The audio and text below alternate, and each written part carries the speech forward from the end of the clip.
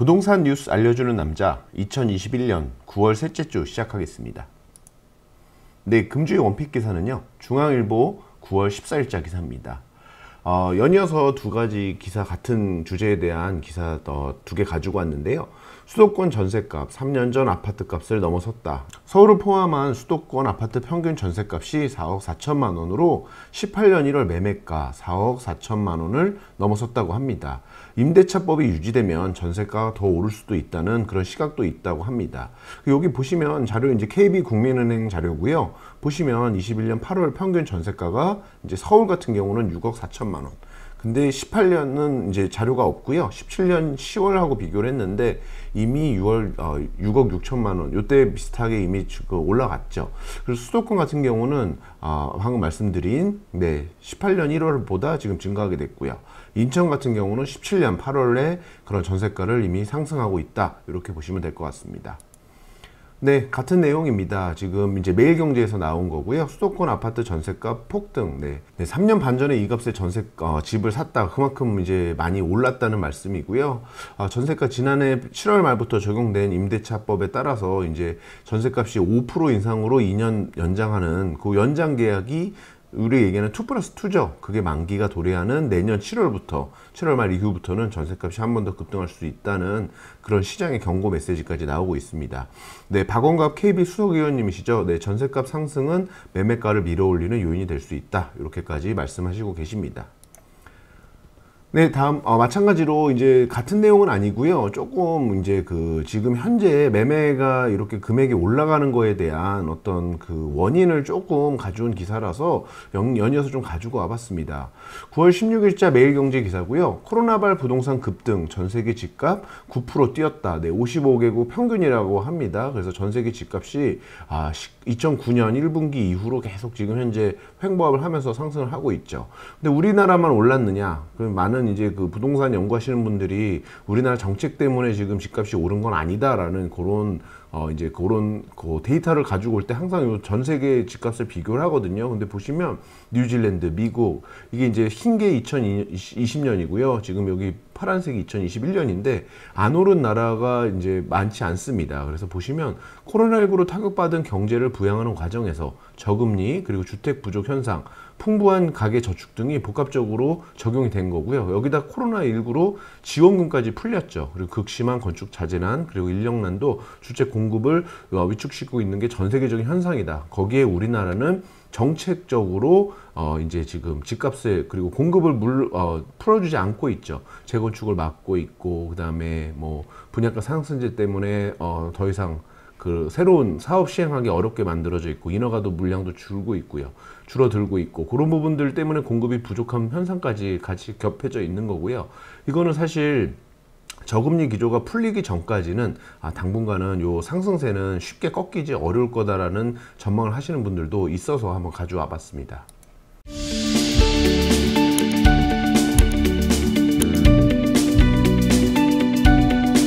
네, 다음은 한국경제 9월 11일자 기사입니다. 메타버스, 새로운 세상일까, 한때 유행일까.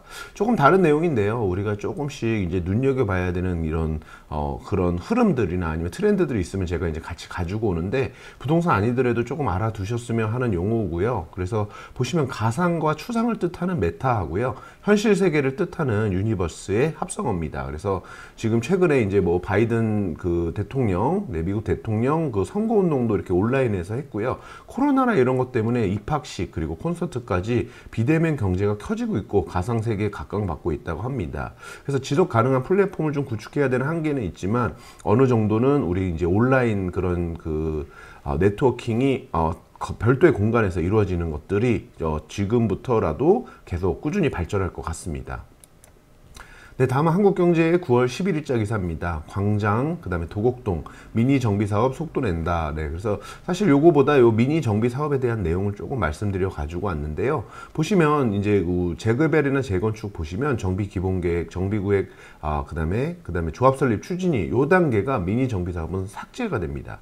조합 설립 인가랑 사업 시행 인가, 그 다음에 이주 및 착공, 중공민 이주, 청산 및 조합 해산이 바로 이렇게 절차 간소화되는 거고요. 소규모 재건축, 가로 주택 정비 사업 등 소규모 정비 사업이 탄력을 받고 있다. 기존 재개발, 재건축보다 조합원이 적은 데다가 사업 절차상 기본계획 추진 절차 생략으로 속도가 빠르다고 말씀드렸습니다. 그래서 이렇게 지금 몇몇 기존의 재건축이나 재개발이 어려웠던 단지들 그렇게 해서 지금 진행이 되고 있고요. 강남에도 개포 우성 5차라든지 지금 몇 군데 그런 단지들이 진행되고 있는 것 여러분 아실 수 있을 겁니다. 네, 다음은 매일경제 9월 11일자 기사입니다. 주택 부족에 11년 만에 바닥난방 규제 완화. 바닥난방에 대해서 이제 오피스텔에서 85제곱미터 이하까지만 바닥난방을 하게 하고 그 이상을 못하게 했거든요. 그러다 보니까 오피스텔이 어떤 그 아파트의 대체제로서의 한계를 가지게 되는 겁니다. 그래서 이런 것들을 풀어주는데 이걸 왜 풀어줬을까요? 사실은 아파트에 대한 지금 너무나도 이 공급이 부족한데 대체 그 비아파트 그런 부분에 대한 완화가 되지 않으면 이 아파트에 대한 그 열풍이 계속 식어지지 않을 거기 때문에 정부 입장에서는 부담이 되는 겁니다. 그래서 연이은 기사 몇 개 지금 이번 주에 나온 그 기사들 가지고 이따 설명드릴 건데요. 먼저 보시면 오피스텔 전용 120m 제곱대 이게 저도 정확한 숫자가 몇인지 좀 조금 확인을 하고 있는데 일단 전용 120 제곱미터 요 오피스텔 같은 경우는 바닥난방을 허용하겠다. 그래서 이게 전용 한 38평 정도 되는 것 같아요. 그 정도고 대한주거시설로 오피스텔이 급부상을 급부상시켰다는 거죠. 그리고 무주택 청약 자격을 유지할 수 있어 3인에서 4인 가구 청약 대기 수요자의 선택지가 될 수도 있다라고 얘기하고 있는데요. 사실 청약을 요즘 노리라고 하는 것보다는 가급적이면 무리하게 그냥 계속 청약을 기다리지 말고 어느 정도는 투자를 좀 해라는 그런 이제 그 의견을 주시는 분들도 있고 계속 그렇게 이제 오피스텔에서 좀 거주하더라도 청약을 계속 도전해봐라라는 그게 있는데 선택은 개인의 좀 몫인 것 같아요. 그래서 이게 꼭 좋은 선택지다라고 저는 보지는 않습니다. 네, 오피스텔 규제 완화한더니 실제로는 건축 제한 대못질. 그래서 같은 그 기사인 것 같지만 전혀 좀 다른 내용입니다. 그래서 오피스텔 규제 완화한다고 근데 들여다보니까 완화하는 거 아니네. 뭐 이런 또 다른 내용인데요. 공공주택 그 지구 내 주거용 오피스텔 건축을 제한하는 주택지구 오피스텔 계획 가이드라인을 만들어서 LH 등에 배포를 했다고 해요. 그러니까 거꾸로 이 주거용 오피스텔은 오히려 너무 많이 못 들어가게 만드는 이게 과연 오피스텔이 비아파트로서 활성화하는 거랑 무슨 그게 이제 완화되는 거냐라는 좀 반대적인 시각이었습니다.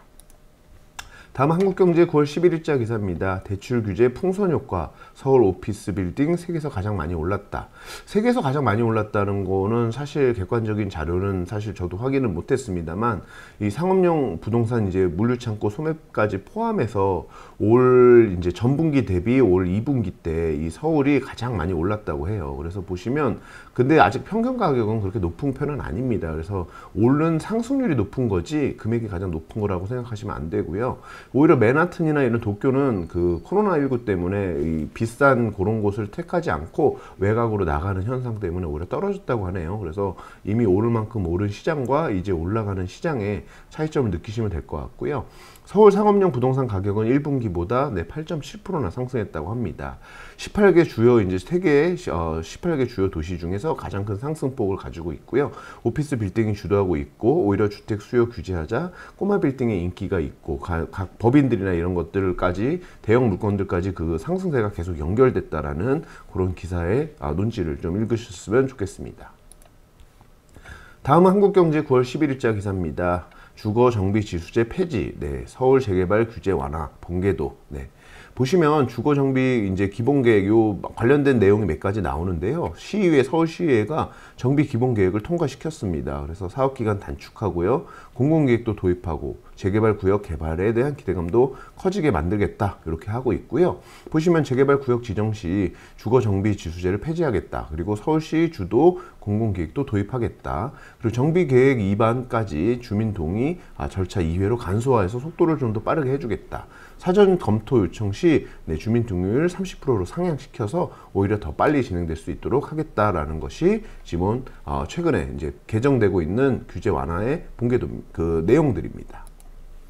네, 다음은 9월 13일자 한국경제 기사입니다. 청약통장 다시 찾는 청포족. 청포족이라는 게 뭐 저도 뭐 뭔가 했는데요. 청약을 포기한 이제 그런 사람들이라는 거 얘기하는 거고요. 청년들 그 은행들 청년의 금리 얹어드려요. 왜 청년들이 그동안 왜 이제 청약통장 포기했을까요? 무주택 기간이 아무리 뭐 많아도 이제 나이가 어리기 때문에 아무래도 전대적으로 다 불리하겠죠. 그러니까 오히려 빌라나 이런 데 연끌을 하고 들어가고 막 이래서 이런 분들이 있었는데, 은행에서 이제 보시면 오히려 금리를 조금 청년 우대를 해주겠다. 그래서 금리가 높죠. 그러니까 그 꽁도 먹고 알도 먹어라. 그러니까 금리도 좀 높게 해줄 테니까 청약통장 많이 들어와라라고 이제 이렇게 하고 있고요. 보시면 19세에서 34세까지 이제 그 청년 우대형 청약통장을 넣어주는 겁니다. 그래서 금리 1.5%씩 추가로 해줌으로써 그 연간 또 240만 원 한도에서 소득공제 받으실 수 있는 거는 보너스라고 하니까, 이런 것도 좀 계획하실 수 있는 분들은 해놓으시면 좋을 것 같습니다. 다음은 한국경제 9월 13일자 기사입니다. 집값 뛰어 찾는 사람 늘는데 공증인이 없다.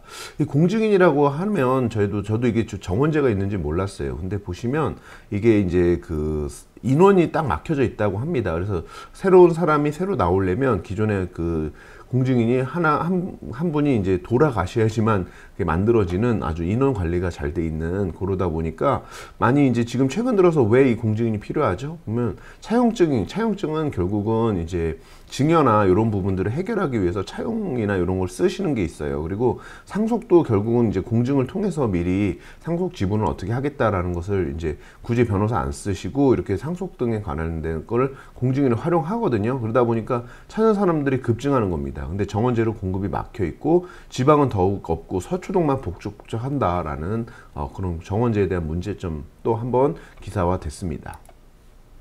다음은 중앙일보 9월 13일자 기사입니다. 서울 전세가 사라진다. 8월 월세 계약이 39% 전체 이제 계약 중에, 전세 이제 월세화가 왜 늘어나고 있는가 보시면 임대차법 이후에 전세가 줄고 이제 값이 폭등하니까 아파트 세입자들이 월세살이를 가속화한다. 오히려 세입자들도 월세를 좀 내면 안 될까요? 왜냐면 기존에 전세 내던 거에서 전세값이 많이 상승했잖아요. 그러니까 차라리 주인한테도 저희가 월세를 좀 드릴 테니까 전세가로 풀 전세로 하지 마시고 반전세로 좀 주시면 안 되나요? 이렇게 얘기를 하는 현상도 나오는 거고요. 주인들 입장에서도 전세값을 받아도 이것을 통장에다 넣어놓고 있을 수도 없고, 예전 같으면 이걸 가지고 주택을 또 사시고 여러 가지 투자를 하실 수 있었는데 지금은 투자를 하실 수 있는 것도 한계가 있습니다. 그리고 오히려 나중에 돌려줘야 되는 부담감이 있다 보니까 차라리 월세로 받고 내가 그 돈을 쓰자라는, 이제 그게 서로 맞아 떨어지는 겁니다. 그래서 서울 1년 내 전보다 이제 월세가 7%나 늘어났다고 하고요. 전세값 뛰면서 월세값도 동반 상승하고 있는 것도 문제다라고 얘기하고 있고요. 사실은 우리나라에만 있는 특이한 이 전세제도가 월세로 좀 바뀌고 있는 것도 어떻게 보면 지금 현재 좀 새로운 트렌드라고 좀 보시면 좋을 것 같습니다. 하지만 전세 자체는 없어지지 않을 거고요. 이제 이게 대출이나 이런 것이 워낙 어렵기 때문에 전세를 끼고 사시는 또 수요는 계속 나올 겁니다. 근데 문제는 전세가가 지금 최근에 너무 상승한 부분이 좀 문제고요. 사실 이거는 시간이 지나면서 관성 효과에 의해서 전세값이 그냥 계속 높은 것이 이제는 어느 정도 그냥 자리를 잡는 그런 금액이 대가 형성이 될 것 같아요. 네, 다음은 매일경제 9월 13일자 기사입니다. 전세값 취소자 울며 겨자 먹기 월세. 네, 서울 아파트 임대 10곳 중 4곳 반전세. 네, 아까 기사랑 같은 내용이고요. 줄어드는 전세 계약해서 보시면 단위 전체 중에서 이거는 근데 계약 자체가 임대차 3법으로 계약갱신이 돼서 전세건 월세건 그 계약 자체가 줄어드는 것도 여기에는 같이 이제 녹아져 있는 숫자인 것 같습니다. 그래서 전세 월세와 임대차법 시행 후 전세 비중이 줄어들었다. 재계약 시점에 대출 규제 막히자 오른 전세값 대신 월세로 보충하기도, 이게 서로가 이제 이해관계 맞다는 거 방금 그 소개 기사에서 말씀드렸죠. 네, 다음은 중앙일보 9월 13일자 기사입니다. 아파트값 7주 연속 하락. 세종시에 무슨 일이. 결국은 이제 공급이 많으면 그 집값이 잡힌다는 것을 지금 세종시가 반증을 하고 있는데요. 작년에 상승률이 45%에 높았던 그 아주 최고의 그 세종시가 올해는 정말 전국 최저입니다. 입주 물량이 작년에 이제 4천 세대 대비 올해 7천 가구가 또 들어오니까 공급이 늘면서 매물의 72% 급증한 게 결국은 가격을 떨어뜨리는 거죠. 그래서 시장은 수요와 공급의 법칙에 의해서 이루어진다라는 것을 여실하게 보여주는 지금 현재 세종시의 상황입니다. 네, 다음은 한국경제 9월 13일자 기사입니다. 특공 당첨길 열린 무자녀 신혼. 오피스텔이 있으면 청약 못해. 네, 요게 뭐냐면 청약제도 개편됐습니다. 그래서 예전에 특공이라 그러죠. 그래서 신혼부부나 생애 최초 특별 공급에 30% 물량이 추첨제로 바뀌었습니다. 그래서 이제 소득하고 상관없이요. 그리고 오히려 그 자녀 없이도 그런 이제 소득과 자녀 없이도 추첨제에 의해서 당첨될 가능성이 높아진 거죠. 단 보유하고 있는 부동산 자산이 3.3억을 넘으면 특공의 자격을 상실하게 되니까 오피스텔이 있으시면 안 된다라는 기사죠. 오피스텔이 있어서 꼭 못한다라는 것은 아닌 거 주의하셨으면 좋겠습니다. 다음은 중앙일보 9월 13일자 기사입니다. 한국 정부는 투기 탓. 네, 미국선 주택 부족. 사실 전 세계 집값 과열의 어떤 그 원인이 무엇인가에 대해서 그 나라마다 조금 다르게 보고 있다라는 건데, 사실 이게 꼭 뭐 이렇게만 단정 지을 수는 없을 것 같아요. 근데 전 세계 주요 국가가 집값 급등 몸살을 앓고 있고 원인 진단부터 다르다, 뭐 대책도 상이하다 이렇게 얘기하고 있는데요. 오히려 이제 미국 같은 경우는 세금이나 대출 규제를 완화하고 공급을 늘리려고 하는 그런 미국 대비 금리 인상을 돈으로 쪼이는 한국. 미국 같은 경우는 어떤 나라인가요? 이게 외곽에 사실 이런 집을 지어져 있기 때문에 그 규제나 대출이 안 되면 새로 집이 지어지지가 않습니다. 그게 오랫동안 장기간 걸치다 보니까 오히려 공급이 좀 어려웠던 거고요. 사실 우리나라는 대규모 단지나 이런 아파트로 이제 여지껏 공급을 해왔던 나라인데 재개발 재건축을 다 지금 묶여져 있는 상황이고, 새롭게 지금 신규 택지가 나오지 않는 그런 상황에서 오히려 우리는 금리 인상으로 이제 오히려 대출 규제로서 막고 있는 거거든요. 그래서 사실 집값의 원인과 대책 방법이 잘못되고 있다라는 것을 조금 기사화한 거고요. 보시면 세계 집값 가율 지금 우리나라가 가장 높은 것은 아니고 미국도 상당히 많이 올랐죠. 땅덩이 넓은 나라인데도 이렇게 어려운 것은 사실 그 공급이 그만큼 어려웠던 부분도 있고요. 영국이나 도쿄 상당히 많이 그래도 따라오른 거 보실 수 있습니다. 그리고 서울서 내 집 마련 까마득 PIR 지수라고 저희 항상 말씀드린 거죠. 그래서 주택 중위 가격, 한 분이 소득자가 3분위인 주택 가격을 구매할 때 걸리는 시간 해서 계속 지금 18년하고 6개월 동안 모아야지 된다라고 지난주 기사에 말씀드렸고요. HOI는 이제 소득 33%로 주택 구입 가능한 아파트 비중을 나타내는 건데 계속 떨어지고 있습니다. 요건 다음에 한번 또 시간 되면 칼럼에서 한번 소개시켜 드릴게요. 네, 다음은 9월 13일자 매일경제 기사입니다. 설마 했는데 빌라 현금 청산 날벼락 현실로. 네, 그래서 이게 현금 청산에 대해서 주의하셔야 됩니다. 그래서 정부의 이 이사 대책의 일환으로 저거층 이제 주거지하고 역세권, 중공업지를 개발하는 도심공공복합사업지에서 6월 29일, 지난 2월 29일이죠. 이후 등기가 이루어진 주택은 신축 아파트 입주권을 받지 못하고 현금 청산 대상이 되는 겁니다. 근데 이거를 모르고 이제 계약하시거나 아니면 확인하지 못하신 분들은 요 뒤에 나중에 알고서 이렇게 되는 거죠. 그래서 사실 거래를 할 때 이런 것을 고지할 수 있는 그런 제도가 조금 더 마련돼야 될 것 같고, 이거는 사실 어떻게 보면 중개사가 이것을 정확하게 설명해야 될 의무가 있는 사항이기 때문에 그 중개사에게 그런 설명을 하지 않은 사항에 대한 귀책을 물으셔야 되는 게 맞을 것 같습니다. 다음은 한국경제 9월 14일자 기사입니다. 인천 집값 올해 20.5% 올라 수도권 1위. 네, 그동안 이제 교통하고 주거 여건이 상대적으로 열악했다고 이제 평가됐던 그런 인천이 최근에 이제 GTX 호재 등으로 재평가를 받고 있다는 얘기입니다.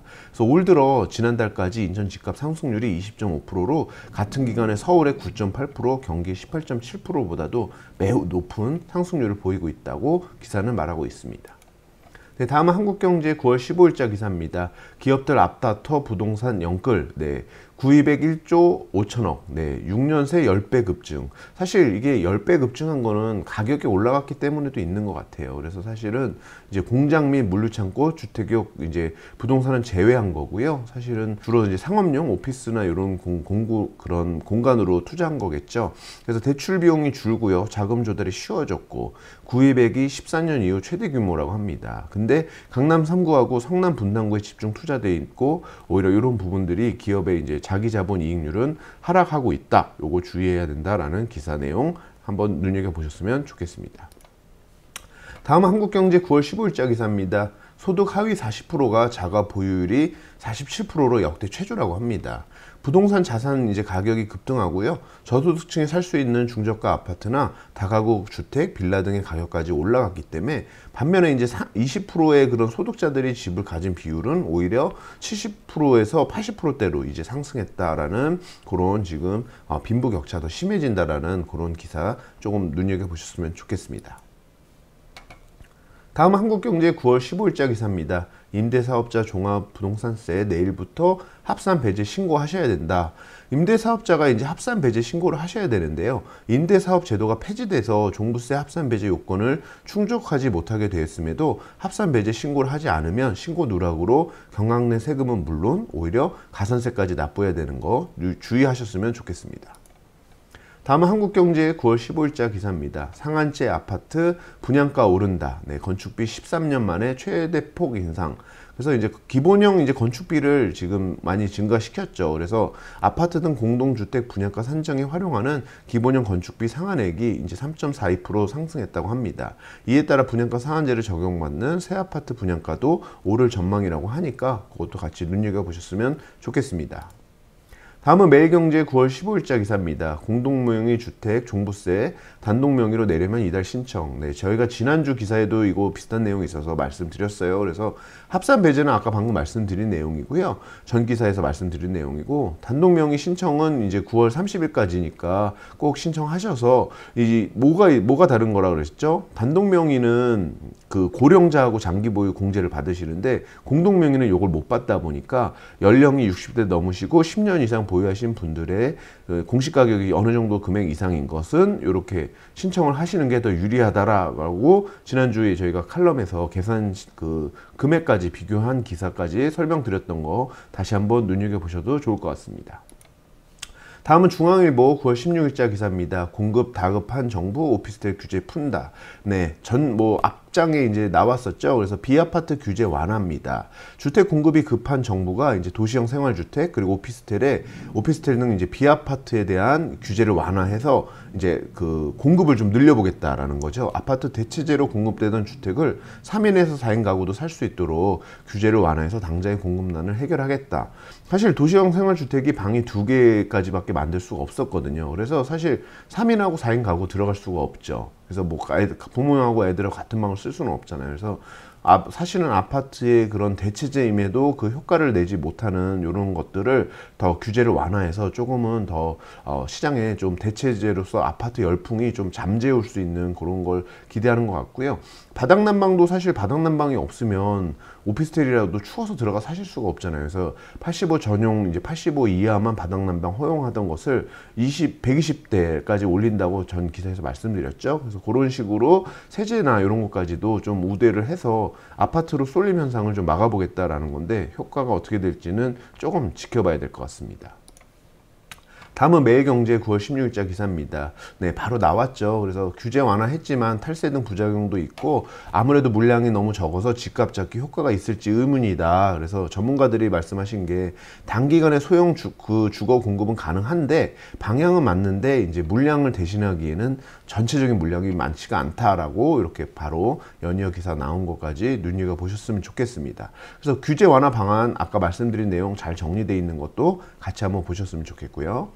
네, 다음 기사입니다. 9월 16일자 한국경제 기사입니다. 꺾이지 않는 집값 8월 수도권 상승률 13년 만에 최고. 네, 그래서 전국 주택가격 동향이 8월 전국 주택 종합 매매 가격이 0.96% 상승했고요. 수도권은 1.29%, 서울은 0.68%, 노원구는 1.34%로 25개 자치구 중 가장 높은 상승률을 보이고 있다고 합니다. 뒤에 기사 또 비슷한 내용이 있어서 거기서 또 다 같이 말씀드리겠습니다. 네. 오랜만에 이제 서울시장님 또 나오셨어요. 그래서 9월 16일자 기사인데 내년 투자 전담 기관 서울투자청을 설립하겠다. 글로벌 톱5 도시로 도약 기반 닦겠다. 사실 서울의 경쟁력은 이제 우리나라의 경쟁력하고도 연관이 됩니다. 그리고 상당히 이런 메가시티를 키운 나라가 앞으로 이제 향후에 뭔가 이제 산업이나 이런 거 이끌어 나갈 거라고 하고 있고요. 사실 코로나 때에도 대한민국이 되게 강한 그런 걸 가렸던 게 바로 이런 메가시티를 갖고 있기 때문에 그 활동력이나 원동력이 떨어지지 않았던 부분도 있다라는 그런 지금 의견들도 나오고 있거든요. 그래서 서울 비전 2030, 네, 49조를 투입해서 서울을 런던, 뉴욕, 도쿄, 파리에 맞먹는 글로벌 톱5 도시로 만들겠다고 하십니다. 그리고 다시 뛰는 공정도시라는 목표 아래 상생도시, 글로벌 선도도시, 안심도시, 미래감성도시라는 4가지 비전을 제시하겠다라고 해서 이렇게 핵심 사업들에 돈을 넣겠다라고 하는 거고요. 저는 사실 이거는 아주 좋은 효과를 좀 거둘 것 같아요. 그리고 사실 여기서 가장 좀 중요하게 생각하는 게 골목상권, 그 다음에 사실은 조금 빠졌는데 도심 낙후된 구도심의 어떤 활력을 이끄는 그런 정책이 좀 나와야 될 겁니다. 다음은 한국경제 9월 17일자 기사입니다. 명동 상가 점포 곳곳에 임대 딱지, 보시면 임대 딱지 이렇게 붙어 있고요. 5층 건물 통째로 비어, 빌딩 경매도.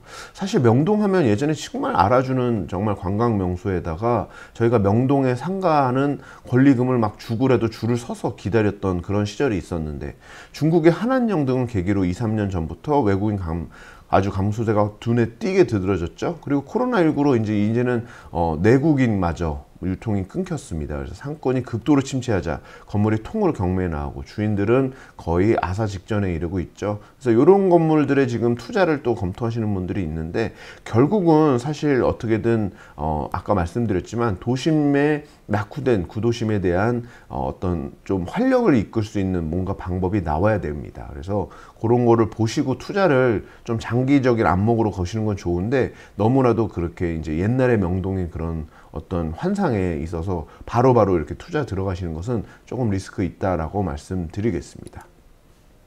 다음은 매일경제 9월 17일자 기사입니다. 여의도 공공주택도 휘청, 네, 구청, LH 임대주택 재검토. 그래서 사실 요거 정부가 8.4 대책 일환으로 이제 여기에도 300가구인가를 이제 넣겠다고 이렇게 했었어요. 그래서 그걸 다 합쳐서 뭐 1만 가구로 어디서 서울에서 만들어내겠다 했는데, 연이어 그 사업들이 다 지금 진행이 안 되고 있죠. 그래서 주민 의견 수렴이 부족했던 게 가장 큰 원인이고요.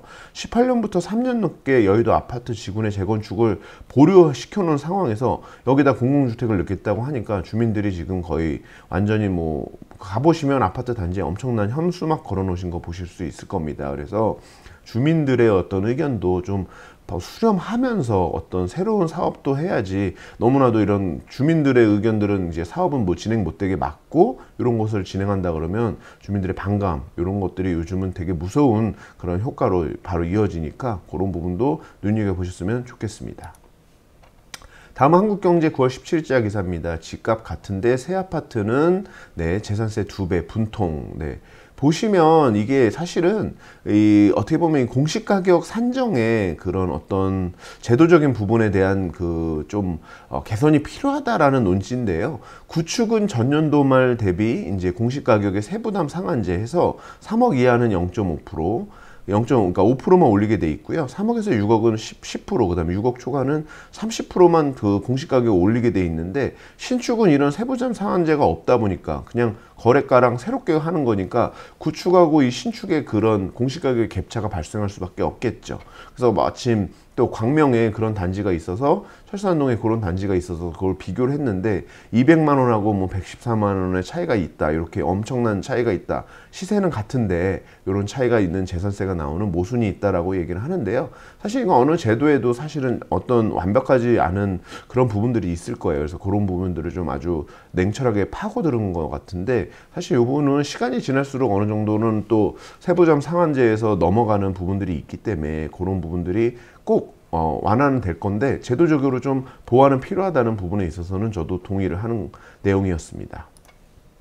다음은 매일경제 9월 17일자 기사입니다. 소득 많아도 자녀 없어도 오케이. 네, 신혼특공 도전해볼까. 아까 맨 앞에 좀 기사에서 뭐 초반에 기사에서 말씀드렸고요. 추첨제 30% 도입됐다고 말씀드렸죠. 근데 여기서 또 가져온 거는 이제 청약의 당첨에 대한 이런 내용들이 너무 좋은 내용이 있어서 가져왔어요. 그래서 청약 당첨 확률을 높이기 위해서는 가점을 당연히 높여야 되겠죠.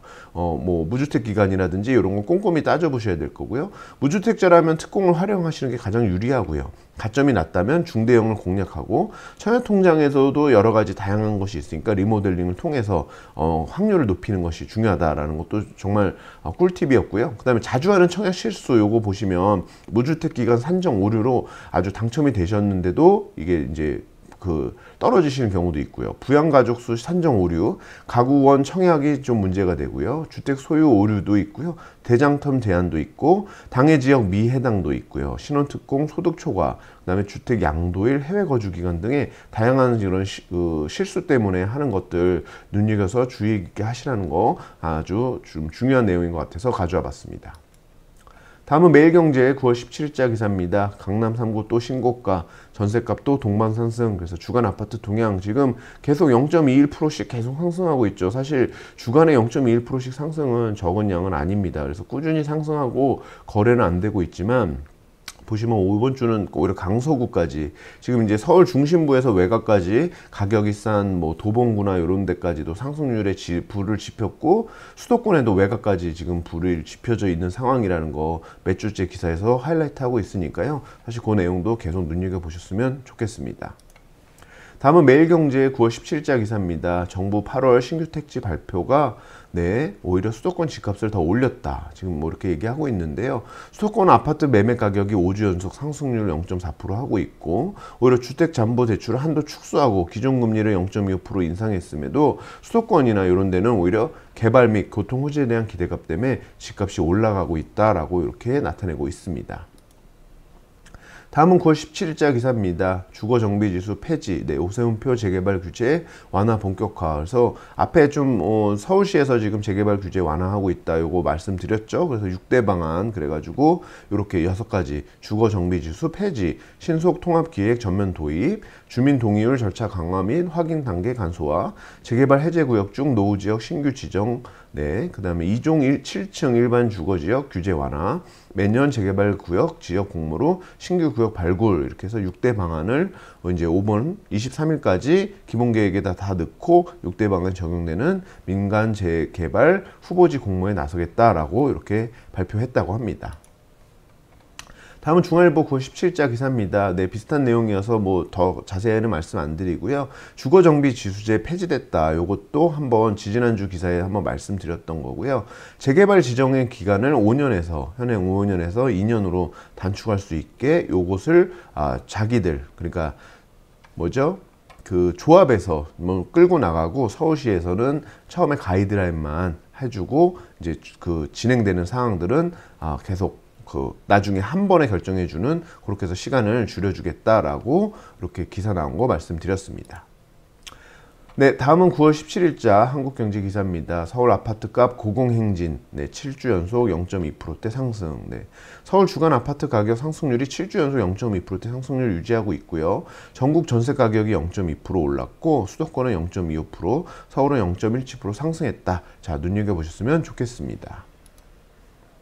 다음은 매일경제 9월 17일자 기사입니다. 성수동 아파트 월세 2,700만원, 신임 연봉 맘먹네. 그래서 보시면 요번에 최고가 7월에 가장 비싸게 지금 거래된 게 아크로 서울 포레라고 해요. 그래서 보시면 아크로 서울 포레스트 보시면 보증금 20억에 월세가 2,700만 원입니다. 그래서 면적이 좀 사실 거의 80평에 넘는 그런 평이고요. 그래서 전용 80이 넘는 상당히 넓은 평이었기 때문에 그런데 이미 엄청난 금액이죠. 그래서 초고가도 임대차 보호를 받고요. 정부의 부동산 정책 실패의 민낯이라는 지적도 이렇게 나왔다고 합니다.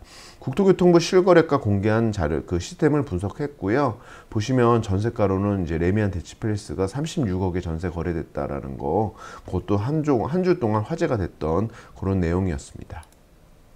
다음은 9월 17일자 매일경제 기사입니다. 서울 민간 분양가 2달째 평당 3천만 원 넘었다. 그래서 아까 말씀드렸지만 민간 분양가 계속 올라가고 있고, 거기에 넣는 건축비도 아까 이제 새롭게 좀 상승된 금액으로 넣겠다라고 기사 하나 나온 거 말씀드렸었죠. 그래서 평균 분양가가 3천만 원 넘었고요. 분양업계에서는 오히려 분양가 상한제 막힌 이후 이제 공급이 막히면서 민간 분양가도 계속 상승하고 있다라고 이렇게 발표했다고 합니다.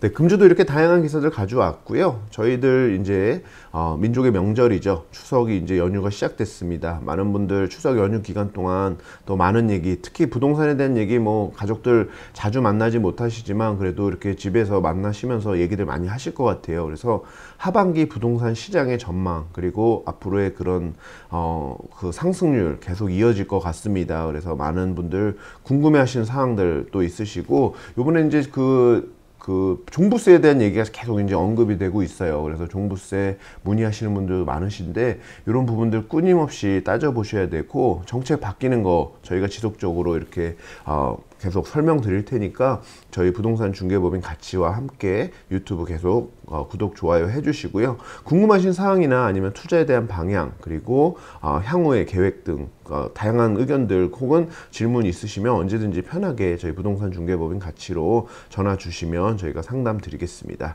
한 주 동안 고생하셨고요. 연휴 잘 보내시고 너무 많이 드시지 마시고 즐겁게, 건강하게, 그리고 행복한 추석 보내시고, 추석 끝나고 저희는 또 알찬 기사로 여러분들 찾아뵙겠습니다. 끝까지 시청해 주셔서 감사합니다.